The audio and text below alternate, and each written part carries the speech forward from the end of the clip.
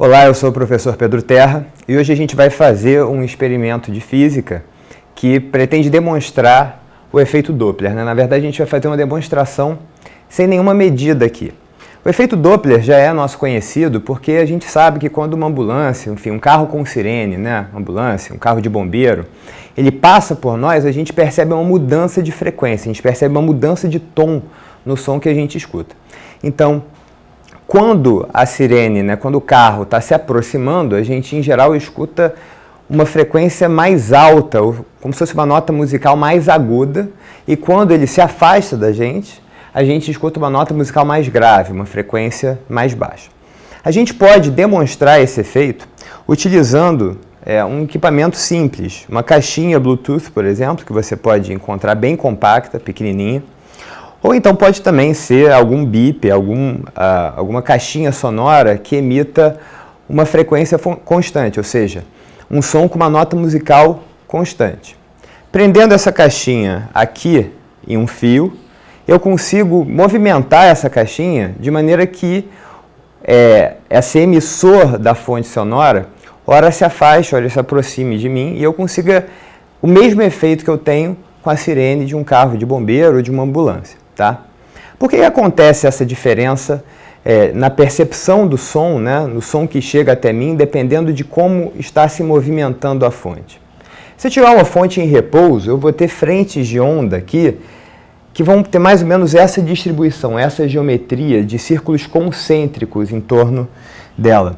Então, um observador desse lado ou desse lado, eles vão perceber o mesmo comprimento de onda aqui, que é justamente o comprimento de onda da onda emitida por essa fonte. Tá?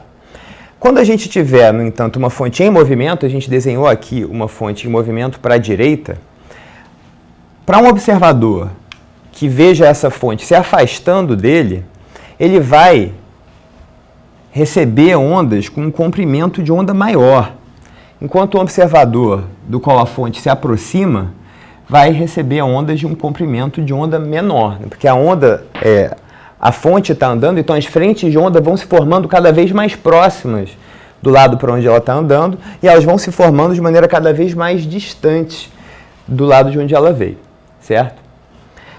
Isso é explicado, né, esse efeito é chamado de efeito Doppler, e ele tem uma formulinha que foi obtida por esse cientista em 1842. A frequência do som recebido pelo observador vai ser a frequência F0, que é a frequência emitida pela fonte, vezes essa fração aqui. E nessa fração vão entrar a velocidade do som, ela não muda nesse experimento, ela não muda nessa situação, porque a velocidade de uma onda só depende do meio, certo? Então a velocidade do som, no numerador a gente vai ter a velocidade do observador. Então, eu vou somar ou subtrair, dependendo se o observador está se movendo em direção ou em oposição à fonte. Então, no nosso experimento, a velocidade do observador vai ser zero, porque a gente vai imaginar um observador sempre fixo. É a fonte que vai se movimentar. E aqui embaixo a gente vai ter velocidade do som mais ou menos a velocidade da fonte. A gente vai escolher esse sinal de mais ou de menos dependendo da situação. Então, o sinal vai ser positivo quando a fonte estiver se afastando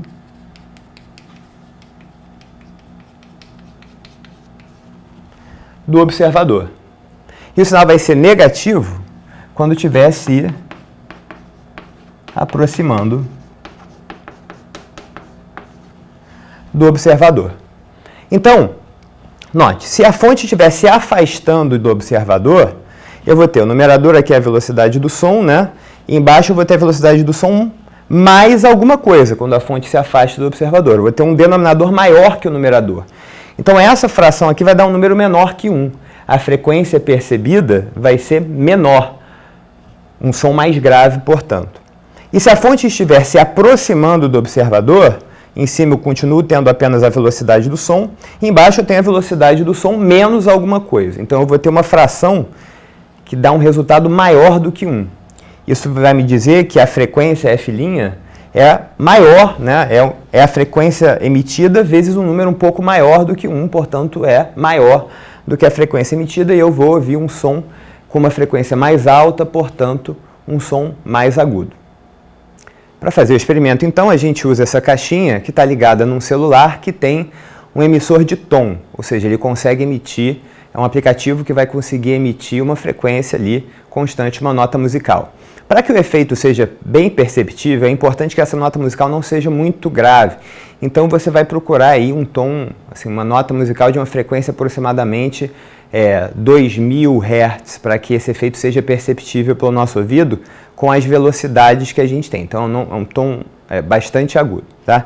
Eu vou dar play e girar sobre a minha cabeça para a gente ouvir como é que o som muda conforme essa caixinha se movimenta. Ó.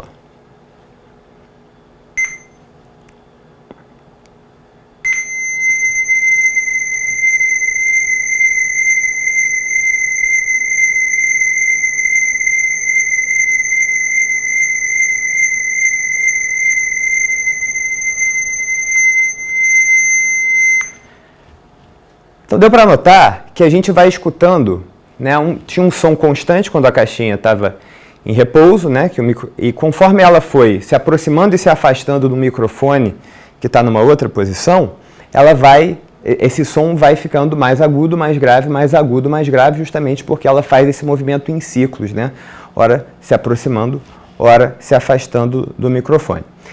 Com esse experimento, a gente consegue até fazer uma medição, né, desse som. Se você fizer uma gravação e analisar no computador, a gente conseguiu produzir aqui mais ou menos uma diferença de 20 Hz para mais ou para menos na nota que a gente estava emitindo. Se você fizer numa sala com pouco eco e com bastante espaço para você girar assim com um raio ainda maior essa caixinha de som, você pode conseguir um efeito ainda mais pronunciado. Esse é o efeito Doppler. Uma curiosidade é que 3 anos depois do Doppler descrever esse efeito, outro físico, professor universitário holandês chamado Bui Balot, propôs um experimento que era justamente para verificar esse efeito utilizando som, mas na época eles não tinham esses dispositivos fáceis que a gente tem hoje. Então ele colocou um grupo de músicos dentro de um trem, calculou a velocidade que esse trem deveria ter, né, e colocou outros músicos, né, com ouvido muito bom ao longo do caminho, para que eles conseguissem perceber como é que o som variava com o trem em movimento. Então, os músicos no trem, os embarcados, né, tocavam uma nota constante. Ele calculou lá que essa nota, se eu não me engano, um Lá bemol, quando o trem estivesse se aproximando, se tornaria um Mi, e os músicos que estavam lá na plataforma observando o experimento, atestaram que de fato a nota musical estava diferente conforme o que estava previsto. Esse efeito ele também é a base para muitos exames que a gente faz hoje em dia. Algumas ultrassonografias usam o efeito Doppler para obter alguns resultados. Você deve ter ouvido falar, talvez no exame ecodoppler. E existe também esse efeito para ondas luminosas. A gente consegue, analisando as linhas espectrais da luz que vem das estrelas, determinar, por exemplo, a partir do deslocamento dessas linhas, né, se essas linhas estão mais deslocadas para o vermelho, que tem um comprimento de onda maior do que o azul. Então, se as linhas estão mais deslocadas para o vermelho, a gente tem a noção de que essas estrelas estão se afastando de nós. Também mais uma aplicação do efeito Doppler. É isso, espero que tenham gostado e até o próximo experimento.